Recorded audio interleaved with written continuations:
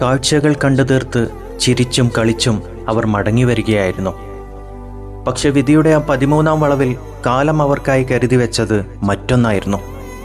മലപ്പുറം പാങ്ങ് ഗ്രാമത്തിൻ്റെ പ്രിയപ്പെട്ട അധ്യാപകരും കുരുന്നുകളും സഹപ്രവർത്തകരും ഓരോരുത്തരും വെറും വ്യക്തികളല്ല, ഒരു നാടിൻ്റെ തന്നെ പ്രതീക്ഷകളായിരുന്നു.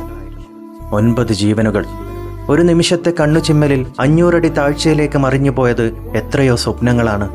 അജിത ടീച്ചറും റംല ടീച്ചറും സുഹറയും മകൻ ഹിഷാമും മജീദ് മാഷും ഭാര്യ റുഖിയയും ആശ ടീച്ചറും സാജിദയും ഷക്കീനയും, അങ്ങനെ 9 പേർ. ഇന്ന് അമ്പലപ്പറമ്പ് ഗവൺമെൻറ് സ്കൂൾ മുറ്റം കണ്ണീർ കടലായി മാറി. ആ ക്ലാസ് മുറികളിൽ പകർന്നു നൽകിയ അറിവിനേക്കാൾ വലിയൊരു നോവായി അവർ ഇന്ന് മടങ്ങിപ്പോകുന്നു. അവർ പഠിപ്പിച്ച അക്ഷരങ്ങൾക്കിടയിൽ, അവർ വിളമ്പിയ സ്നേഹത്തിൻ്റെ ഉപ്പുരസത്തിനിടയിൽ ഇനി ആ മുഖങ്ങൾ ഉണ്ടാവില്ല. നമ്മൾ യാത്ര പോകുന്നത് തിരിച്ചു വരാനാണ്, മനോഹരമായ ഓർമ്മകൾ വീട്ടിലുള്ളവരുമായി പങ്കുവെക്കാനാണ്. പക്ഷേ പാങ്ങ് ഗ്രാമത്തിന് ഇന്ന് ആ ഓർമ്മകൾ ഒരു തീരാവേദനയാണ്. പൊള്ളാച്ചിയിൽ നിന്ന് ആംബുലൻസുകൾ ഓരോന്നായി സൈറൻ മുഴക്കി എത്തിയപ്പോൾ വിറങ്ങലിച്ചു നിന്നത് കേരളം മുഴുവനുമാണ്.